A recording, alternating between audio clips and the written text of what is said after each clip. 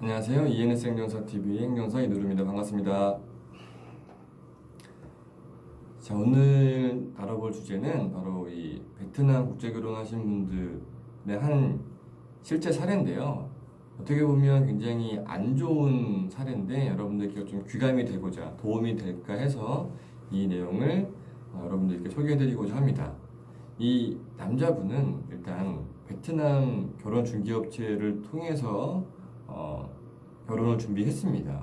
그리고 이 나이대가 50대 후반에 재혼하시는 분이다 보니 나름대로 이제 양심상 이제 그 여자분을 선택하는 기준에서 너무 어리지 않고 20대 후반이나 아니면 재혼도 괜찮다라는 그런 주의였었습니다.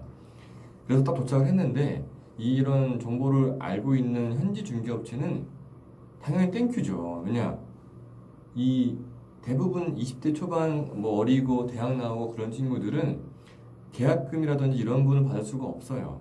하지만 반대로 20대 후반이고 좀 나이가 있는 여자분 같은 경우는 이 현지 마담들이 등록을 하고 받을 때 돈을 얻을 수 있습니다.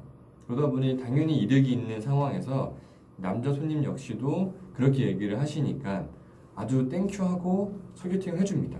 이 여자분 같은 경우는 20대 후반이었고 아이는 없었습니다. 대신 재혼한 그런 동일한 상황이었기 때문에 어떻게 보면 이 남자분 입장에서는 굉장히 더 마음에 끌렸겠죠. 자기랑 동일하게 어떻게 보면 재혼도 했고 그리고 아이는 없고 그런 상황에서 이 남자분은 그런 어떤 동일감에 이끌려서 선택을 하게 됩니다. 근데 이 베트남 국제결혼 같은 경우는 단체로 소개팅하고 미팅을 하기 때문에 결혼도 단체로 합니다. 베트남은 웃긴 게 소개팅이나 미팅도 단체로 하고요.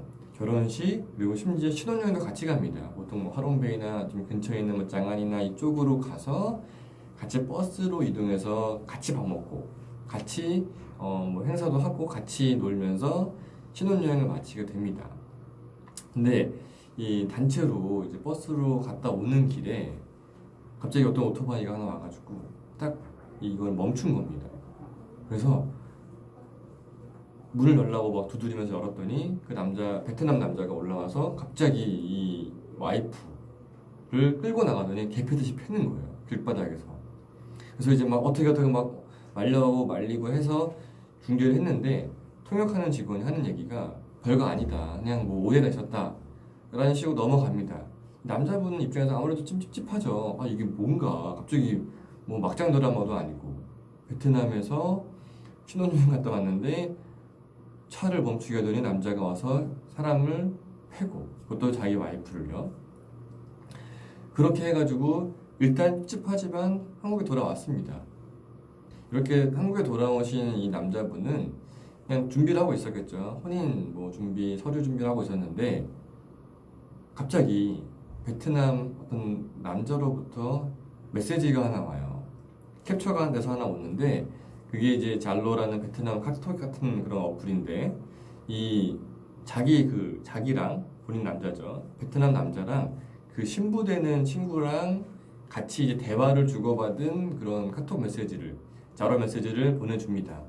당연히 저희한테 연락이 왔어요. 이게 무슨 내용이냐? 저희가 확인해 보니까 그 여자분이 베트남 남자한테 이 한국 남자는 쉽게 말하면 뭐 나한테 중요하지 않다. 나한테 중요한 사람은 아니고 나는 너가 제일 중요하다라는 그런 내용입니다.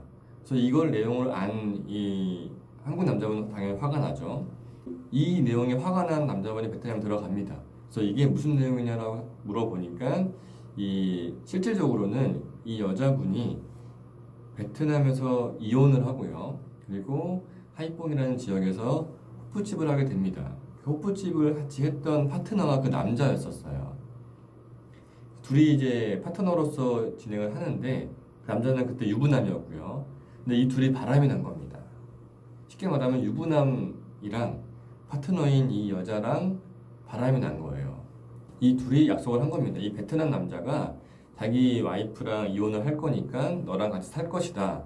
그래서 이게 어떻게 보면 이제 암묵적인 굉장히 막장 드라마 같은 약속을 하게 되고 둘이는 이제 바람을 피게 되는데 가게가 잘 안 된 거예요. 적자도 뭐 많이 보고 하다 보니까 이 여자분 입장에서는 이 빚도 있고 뭐 하다 보니까 이 돌파구가 없는 거죠. 그래서 이 베트남 이 마담한테 연락을 해서 한국 가고 싶다라고 이야기를 하게 된 겁니다.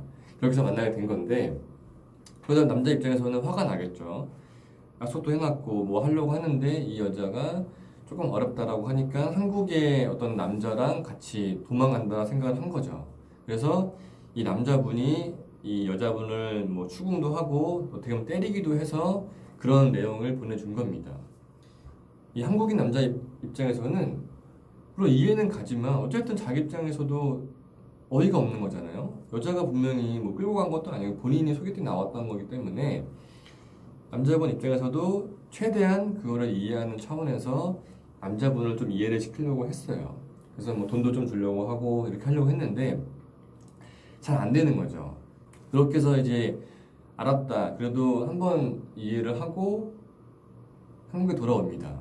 그러면서 이제 이 여자분은 한국에 오려면 한국어를 공부를 해야 되기 때문에 한국어 학원에 등록을 시켜놓고 남자분이 한국에 돌아왔어요. 근데 며칠 뒤에 사진이 하나 옵니다. 뭐냐면 이 여자분, 베트남 여자랑 베트남 그 남자랑 같이 이제 상의를 탈의한 상태에서 함께 찍은 사진을 남자분한테 보내줍니다. 당연히 이 눈깔이 뒤집어지죠. 그렇게 해서 이제 다시 베트남에 들어가서 이 무슨 상황인지 확인해 보니까 이 베트남에서 공부하고 한국어를 공부하고 있는 여자분한테 찾아가서 데리고 나와서 같이 이제 그렇게 하룻밤을 지내고 이렇게 해서 어떻게 보면 계속 이제 그 둘 관계는 유지가 된 거죠. 그 사실을 안 이 한국인 남자분은 정말 화도 많이 나고 배신감도 느끼고 그 업체에다가도 너무 화가 났는데 그래도 이 남자분은 어쨌든 그거를 다 안고 한국에 데려오고 싶었어요.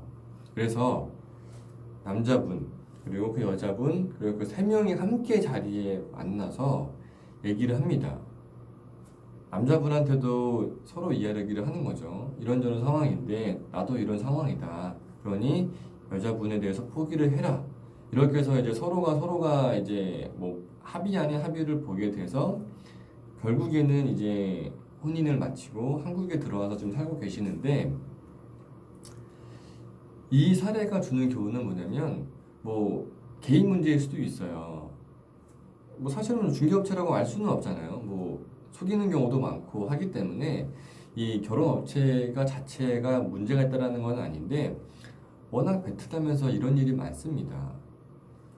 베트남이라는 나라가 보면 다 그런 건 아니지만 한국과 굉장히 비슷한 부분도 많지만 또 한편으로는 뭐 약간 우리나라 따지면 약간 좀 그렇게 문란하다라고 느끼는 그런 분류의 어떤 사회적인 인식이 베트남에서는 크게 문제되지 않고 인식되는 경우가 좀 있어요. 그러다 보니 이제 미혼모도 많고요. 그리고 어떤 재혼 그리고 이혼 이런 부분도 굉장히 많습니다. 그래서 이 베트남 사람과 결혼을 준비하시는 분들은 다 그런 건 아니겠지만 그래도 그 여자분에 대해서 솔직하게 한번 물어볼 필요는 있어요. 물론 얘기를 할지 안 할지는 이제 여자분이 선택하는 부분이긴 하겠지만 어쨌든 너무 급하게만 이렇게 막 그냥 뭐 마음에 드니까 시간이 없으니까 결혼하자라고 하지 마시고 통역기라든지 번역기 이런 부분이 있으니까 최대한 그 여자분에게 좀 마음을 열 수 있도록 조금 긴장하지 않고 서로가 서로에 대해서 얘기할 수 있는 부분은 조금 사전에 하시는 게 좋지 않을까라는 의미에서 이런 영상을 찍게 됐습니다. 이 베트남 국제결혼에 대해서 좀 궁금해하시거나 뭐 비자라든지 이런 부분에 대해서 뭐 모르는 사항이 있으시면 저희 댓글을 달아주시면 저희가 아는 선에서 최대한 설명드리도록 하겠습니다. 감사합니다.